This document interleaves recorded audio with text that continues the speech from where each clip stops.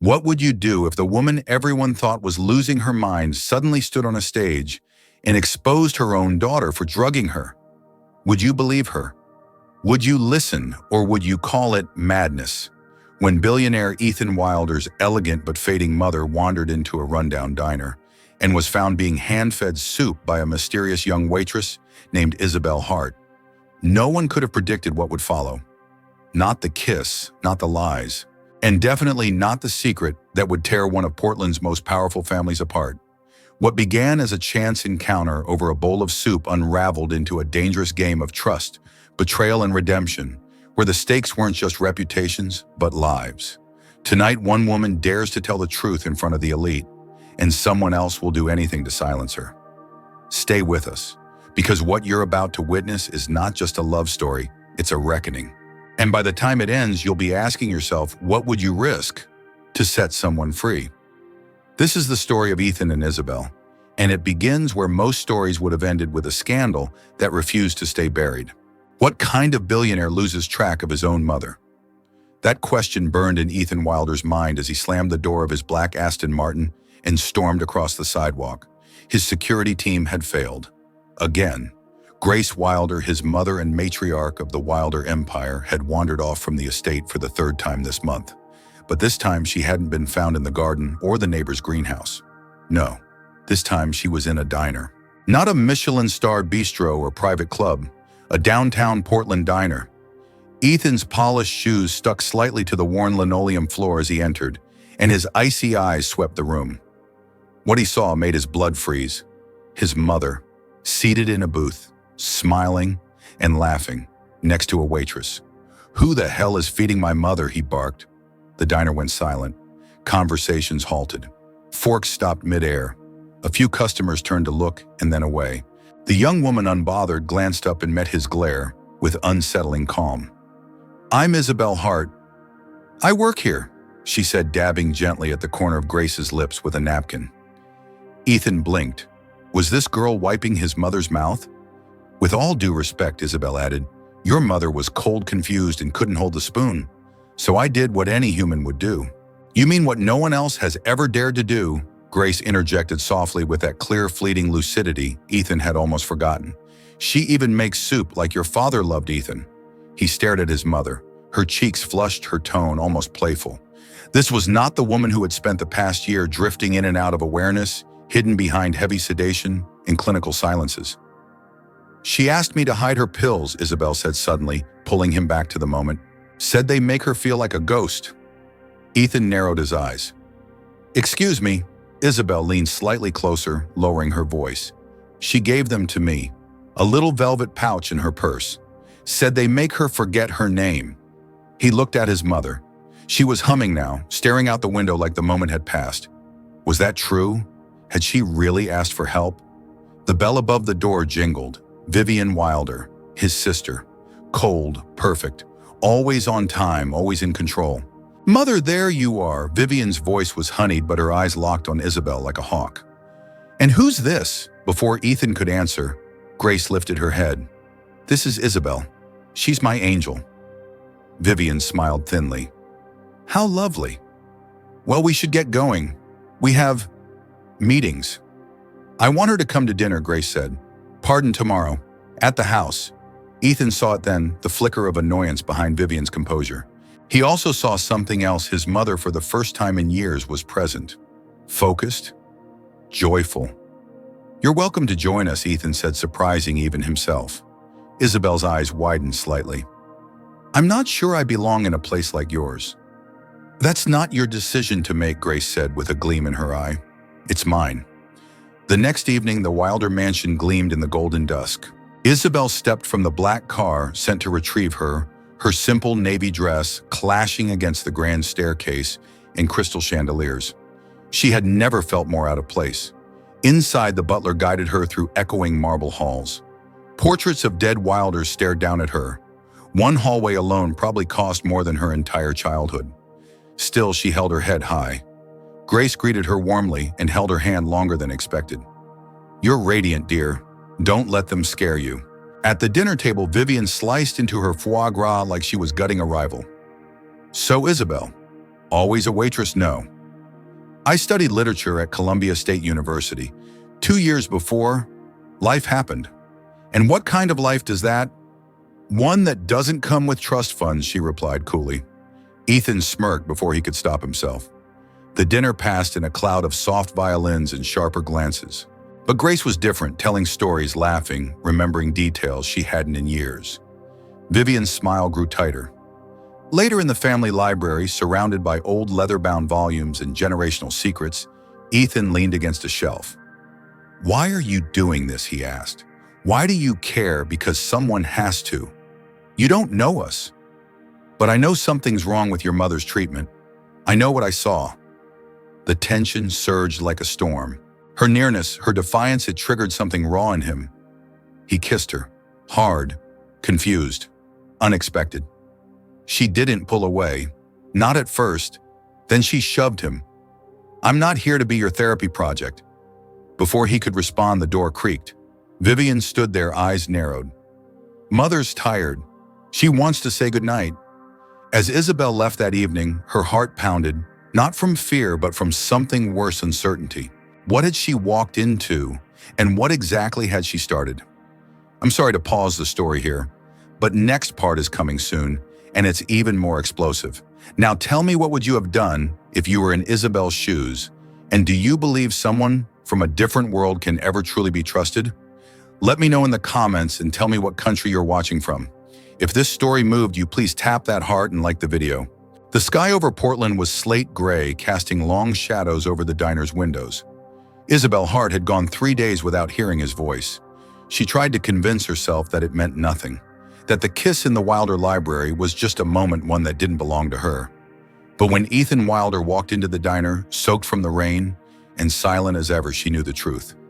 It had never been just a moment. He didn't say hello, didn't ask permission, just looked at her with those unreadable eyes and said, "We need to talk." Pierre raised an eyebrow from behind the counter. "Is this guy bothering you?" "I'll take my break," Isabel said quickly, already untying her apron. The back patio was damp and empty. Rain tapped against the metal railing as they stood in the quiet, just the two of them, surrounded by the city's heartbeat, and something far more fragile, something unspoken. "You shouldn't be here," Isabel said. "My mother's been asking for you." Her eyes flicked to his, startled. "She remembers vividly," he said, "and more than just you. She's remembering stories, places, things I thought were lost forever." A pause, a flicker of something close to guilt. But now she's slipping again. The doctor upped her dosage. Isabel's face hardened. "Of course he did. That's why I'm here. I want you to come back, but not as a guest." He stepped closer. "I want to hire you, officially, as her companion. But unofficially, I need your eyes and ears in that house. You want me to spy on your family. I want to know the truth. And I trust you more than anyone else in that place." She studied him, the rain in his hair, the vulnerability in his voice. "You don't even know who I really am. Maybe not everything," Ethan said. "But I know who you are when you look at my mother. And I know that matters." Her breath caught. "Fine," she said, "but I have one condition." "Name it. Don't ever kiss me again. Unless you mean it." He blinked. Understood. The next morning, a black town car arrived to take her to the Wilder estate. But this time, she didn't feel like an outsider. She felt like a woman on a mission. From the moment she stepped through the marble entryway, Isabel could feel it, the shift. The house wasn't just cold and distant anymore. It was tense, watched, as if someone or everyone was waiting for her to make a wrong move. She didn't. Instead, she poured herself into her role. She read poetry aloud to Grace on the balcony. She brought her tea in the garden and helped her paint sunflowers under fading October light. Slowly, deliberately, she adjusted the medication schedule, half the pills spaced wider apart. And Grace came alive. She laughed. She remembered. She told stories of Green Hollow and her husband's terrible cooking. Sometimes she even sang softly while Isabel brushed her hair. "You're a miracle worker," Ethan whispered one night after dinner. "No," Isabel replied. "I just listened." But not everyone appreciated her success. Vivian Wilder was always nearby, never rude, never direct, but always watching. One afternoon, Isabel found herself alone in the orchid conservatory. She was admiring a delicate white bloom when she heard the quiet click of expensive heels. Vivian. My brother's always had a fondness for strays, she said, her voice sweet as poison. Funny, your mother calls me family. She calls the housekeeper her fairy godmother on Tuesdays. Isabel didn't flinch. You don't like losing control, do you? Vivian smiled, sharp, precise. I brought you something. She handed over a manila envelope. Consider it a reminder that you don't belong here. Isabel opened it. Inside, a juvenile arrest report. Her mother's psychiatric records. Photos of Isabel at age 17 crying into a police cruiser's headlights. Everything she'd buried, all the pain, all the shame. How did you money? Power. Curiosity, Vivian said. Pick your poison. That was 10 years ago. It only takes one scandal to ruin a name, and you don't even have one to start with? Isabel's voice dropped to a whisper. What do you want? Vivian leaned closer, her breath warm against Isabel's cheek. Resign. Tonight. Quietly. Before my brother finds out who you really are. And just like that, she was gone, leaving the scent of orchids and threat in the air. That night, Isabel sat alone in her tiny guest room. The file lay open on the bed. Her suitcase sat half-packed on the floor. She could leave. She could disappear again. But then she thought of Grace's smile, the light returning to her eyes. The way Ethan looked at her, like he was seeing the world for the first time through a crack in the stone. She picked up the file and walked to Grace's room. I need to tell you something. Grace, lucid and calm, turned toward her. Is this about your past? How did you think I don't see the ghosts in your eyes? Isabel sat beside her on the bed. I was arrested when I was 17. My mother was sick. I made mistakes. I've tried to outrun them ever since. Grace took her hand gently. We all fall down, sweetheart. The question is whether we stay down. Vivian wants me gone. Then you know you're doing something right. Tears welled in Isabel's eyes. I don't want to run anymore. Then don't. As she walked back to her room, the house seemed darker, heavier. She knew Vivian wouldn't stop. She knew her time was limited. But for the first time in years, Isabel felt anchored. Not by money, not by romance, but by truth. And she would not surrender it without a fight. Forgive me for stopping the story here, but in part 3, everything shatters. Secrets are exposed, alliances broken, and someone will go too far. If someone threatened your past to control your present, would you hide or rise?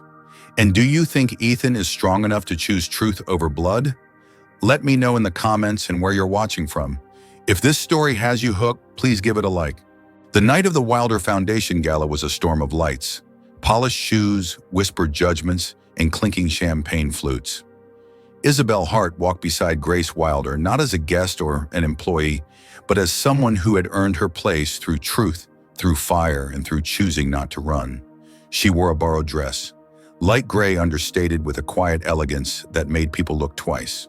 Ethan met them at the door, tuxedo tailored to perfection, but his eyes were searching only one thing, her. You came, he said softly. I never left, she replied. He didn't touch her, didn't even try.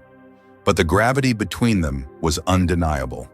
Inside the ballroom, the upper crust of Portland society buzzed with speculation. Everyone wanted to know who the girl on Grace Wilder's arm was.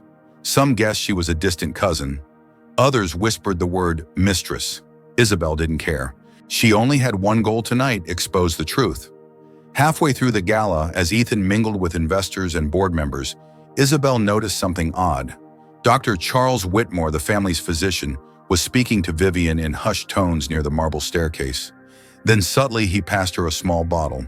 She slipped it into her clutch and turned only to freeze when she saw Isabel watching.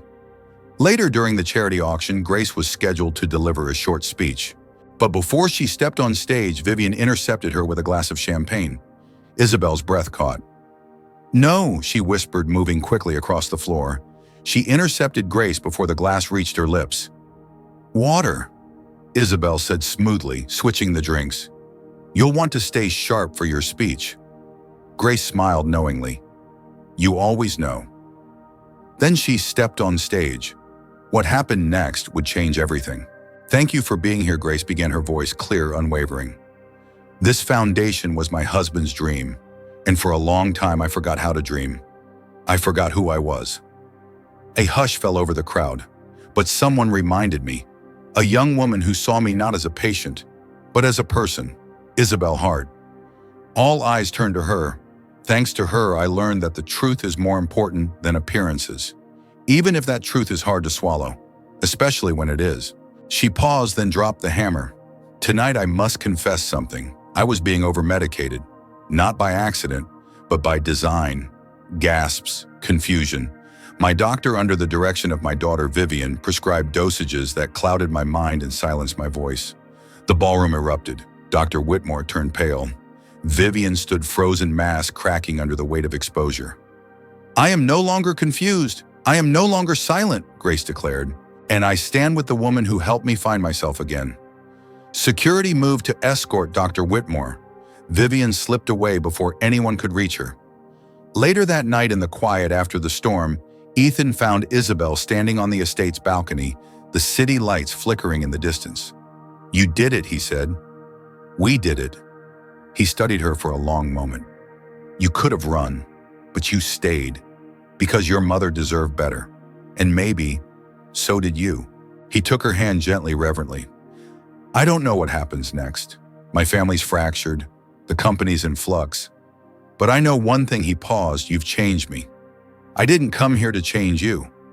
"No," he said. "You came to tell the truth, and that's exactly why I trust you." Then from his pocket, he pulled a small envelope. "Columbia State University, full scholarship." I made a few calls. Her breath hitched. "You didn't have to. I wanted to.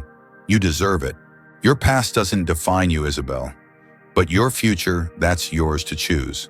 She smiled, tears threatening to fall. "Then I choose both." He frowned. "Both," she stepped closer. "I choose school, and I choose you." Their kiss wasn't rushed. It wasn't confused or angry or impulsive. It was slow, steady, the kind that comes after the storm when the sky clears and everything is finally still. 1 month later, Grace Wilder announced her retirement from the foundation board. The media called her sharper than ever. Vivian, under legal counsel, was placed under psychiatric evaluation. Dr. Whitmore lost his license. And Isabel, she started classes again, literature, philosophy, ethics. But every Friday night she returned to the little diner on the corner, not to serve tables, but to sit across from Ethan and Grace, drinking coffee and laughing like a woman who had found her home. Because she had. Now I want to ask you, if you were Isabel, would you have risked everything to speak the truth? And do you think people can truly change, or are they only ever revealed? Let me know your thoughts in the comments and tell me what you thought of this story. If you loved it, comment no 3. If you didn't, comment no 1. And if it was just okay, comment no 2. Also, where in the world are you watching from? Your likes, hearts, and shares help us keep telling stories that matter. Thank you, and I'll see you in the next one.